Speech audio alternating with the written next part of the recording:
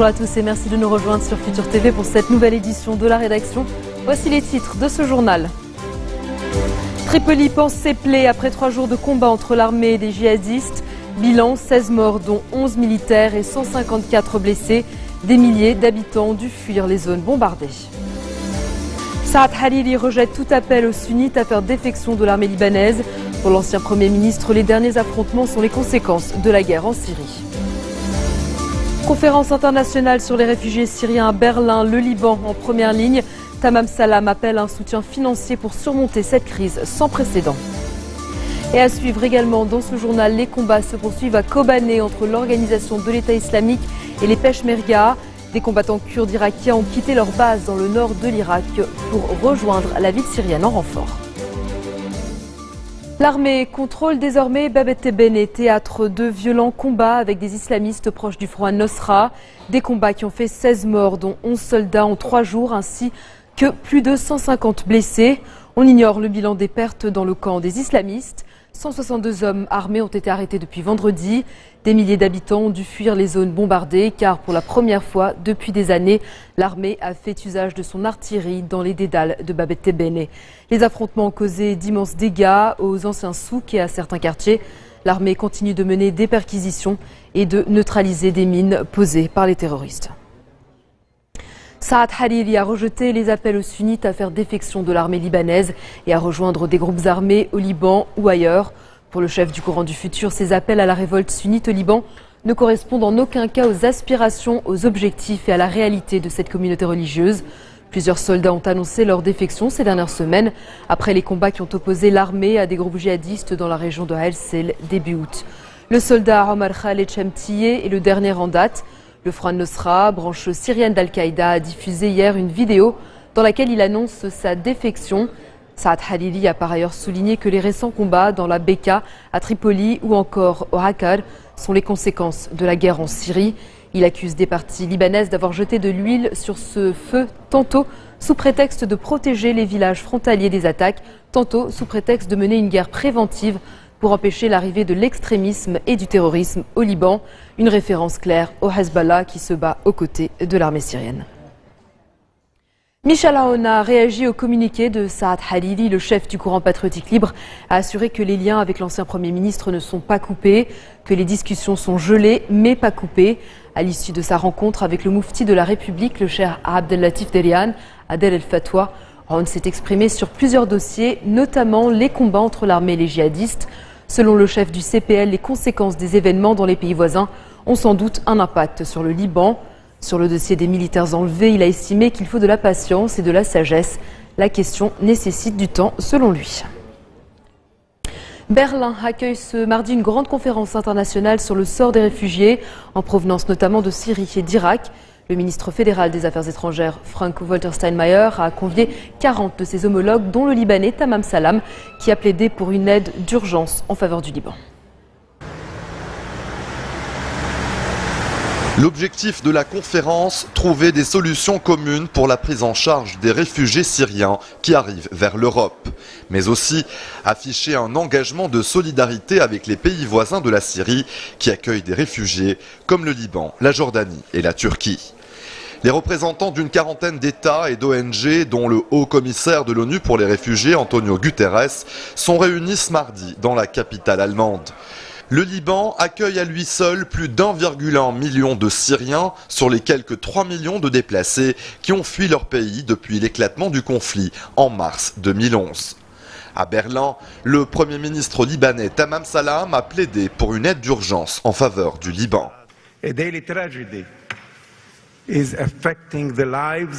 Une tragédie quotidienne affecte la vie des Syriens qui sont forcés de quitter leur maison, leur village, mais aussi celle des Libanais qui les accueillent. Ces 2 dernières années, la chute significative de la production et le ralentissement de l'activité économique ont provoqué une augmentation du chômage et par conséquence le taux de personnes vivant sous le seuil de pauvreté tel que fixé par la Banque mondiale a augmenté de 5%. La communauté internationale l'a reconnu, le Liban a dépassé sa limite de capacité d'accueil et a urgemment besoin de partager ce fardeau. En dépit de l'établissement de camps de fortune, 85% des réfugiés syriens ont trouvé des logements dans les villages ou les villes et ont ouvert sans permis des commerces, un fait de concurrence déloyale à l'égard des établissements libanais. Le ministre jordanien des Affaires étrangères, Nasser Joudé, a également enjoint la communauté internationale à fournir une aide plus robuste pour aider les pays voisins de la Syrie. Hôte de cette conférence, le ministre allemand des Affaires étrangères, Frank-Walter Steinmeier, a de son côté évoqué le défi que représente l'accueil de ces personnes ayant fui la guerre pour le système de santé publique et l'approvisionnement en eau. On peut deviner la force explosive d'un tel afflux de réfugiés pour les structures sociales d'un pays comme le Liban, explique le chef de la diplomatie allemande, car Berlin est aussi dépassé par l'afflux croissant de réfugiés. Selon les estimations du gouvernement, l'Allemagne va accueillir près de 200 000 réfugiés en 2014. Attractif économiquement, le pays est devenu la première destination des demandeurs d'asile. En Europe et dans le reste du monde, le nombre de réfugiés syriens accueillis reste dérisoire malgré les appels du haut-commissaire des Nations Unies. En Europe et dans le reste du monde, le nombre de réfugiés syriens accueillis reste dérisoire malgré les appels du Haut-Commissariat des Nations Unies pour les réfugiés. La moitié des déplacés syriens sont des enfants et l'ONU évoque d'ores et déjà une génération perdue.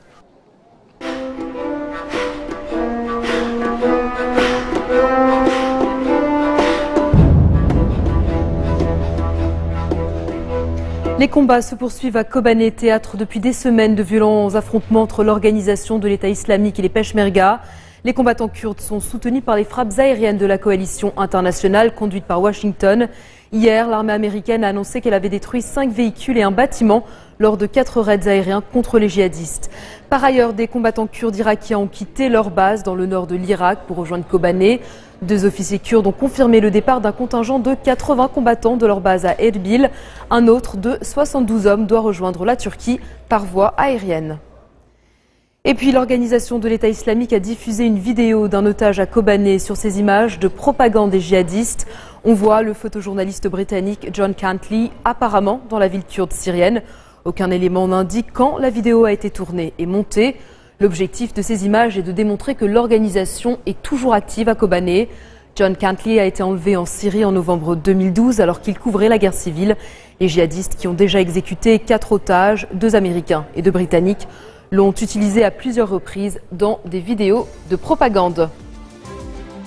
Dans un instant, c'est l'interview du jour avec Serge Berberi qui reçoit Tania Haditoma Mhana, directrice de la maison d'édition Tamiras. À tout de suite.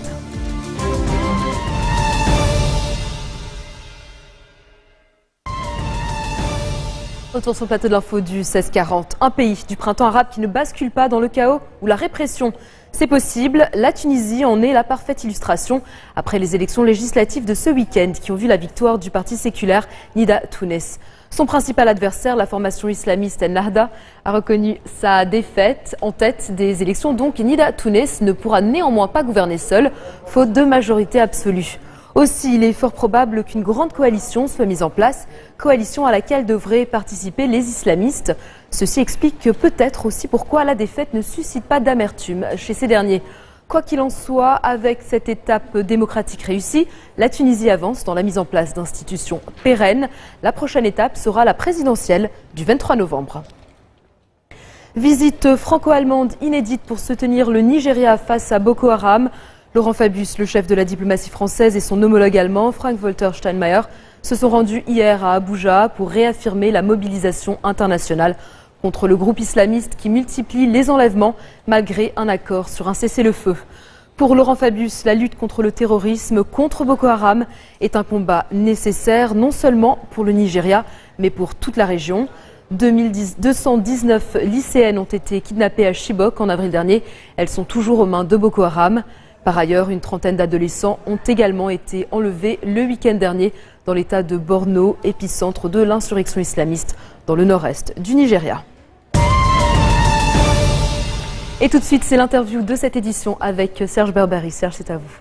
Bonsoir Nour. Bonsoir Madame Mehana, Tania Mehana, directrice de la maison d'édition Tamiras. Voilà. Bonsoir, merci d'être avec nous sur ce plateau. On va parler donc justement de votre programme prévu au Salon du Livre à la fin du mois.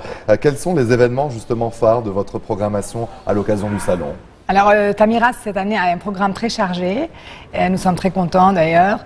Et nous avons des sorties assez intéressantes. Nous avons, par exemple, le livre de David Dury, qui s'appelle The Beirut Book, qui est un ensemble de citations que les Beyrouthins ont adressées à leur ville, qui est un très joli livre. Et il y en a un livre, le livre de Mazen Kerbaj, qui s'appelle Un an, journal d'une année comme les autres, qui est une série de 382 sketchs qu'il a fait durant toute une année sur un agenda et que nous avons reproduit dans un livre, dans un seul livre. Nous avons le 3e volet d'un livre de cuisine sur les haricots, qui regroupe la cuisine italienne et libanaise traditionnelle et moderne. Et nous avons aussi 3 romans qui sont déjà sortis, mais que nous mettons en lumière avec des conférences, etc. Donc nous avons vraiment une signature tous les jours et une table ronde pratiquement tous les jours. Et depuis votre création en 2003, votre maison d'édition, en tout cas, s'est distinguée par, par la présence justement de talents, de nouveaux talents. Une sorte de plateforme justement, votre maison d'édition, une sorte de plateforme pour ces nouveaux talents. Oui, nous sommes animés par beaucoup de passion. D'abord une passion pour évidemment l'écriture, les livres, le livre en tant qu'objet, le livre en tant que référent de tout ce qui est derrière, une âme, une histoire, un pays. Nous avons fait beaucoup de livres sur le Liban. Nous sommes passionnés aussi du Liban et du message que nous avons à adresser au reste du monde. Nous sommes passionnés aussi nous sommes acharnés, je vais même utiliser un mot plus fort, de prendre ces plumes libanaises ou ces voix libanaises ou ces messages libanais dans le reste du monde. Donc nous nous battons aussi pour être présents un peu partout, surtout dans les pays francophones mais aussi ailleurs. Il faut le rappeler à nos téléspectateurs, vous êtes justement présent au Salon du Livre en France, à Paris notamment, et dans d'autres capitales européennes. Oui, cette année nous avons été en Belgique, à Bruxelles, à Genève, à Saint-Malo, et nous essayons d'élargir un petit peu notre champ de travail pour un petit peu mettre justement nos auteurs à l'honneur. Et nous avons de très bons auteurs, de très grands talents, et nous avons vraiment envie de pousser le monde à les connaître. Et quelle est justement la réaction des Européens que vous rencontrez à l'étranger ? Les Européens sont très attirés par Beyrouth. Ils aiment beaucoup Beyrouth, ce que cette ville représente, ce que cette ville représente comme résistance, mais aussi comme culture, mais aussi comme melting pot extrêmement de choses. Et donc on nous aime bien. Alors quand on va quelque part, on nous regarde avec un air sympathique, etc. Mais nous, on veut aussi aller plus loin et dire que non, nous avons de vrais talents qui écrivent en français, qui écrivent en anglais et en arabe évidemment aussi. Mais nous, on fait plutôt la promotion des romans, par exemple, en langue française, et que ce sont des auteurs à part entière.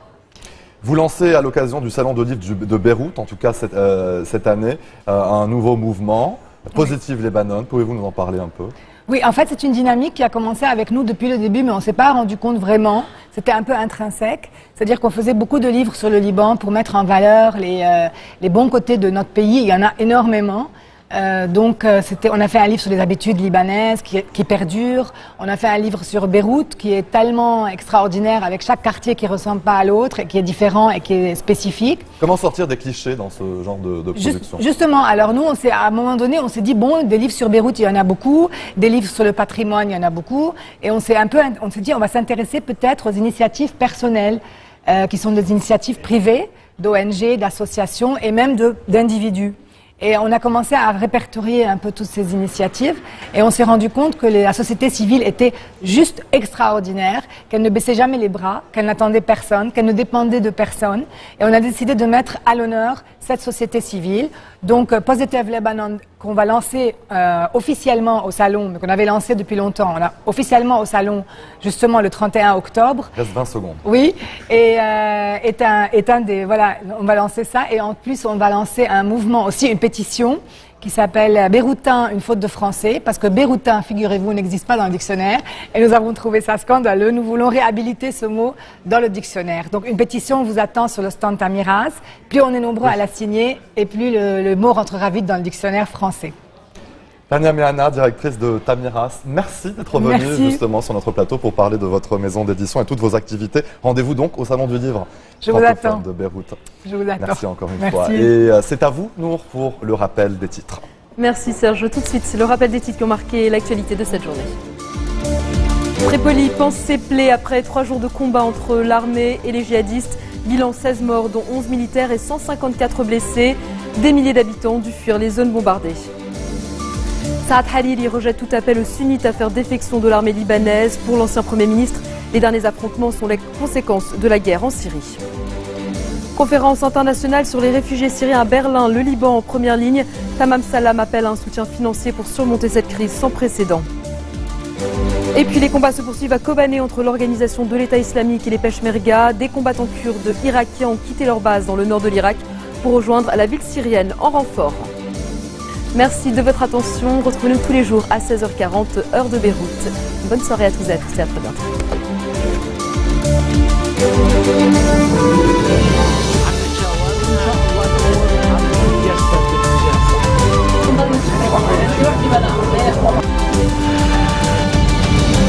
لن نكون على رأس تجربة مماثلة لتجربة العراق.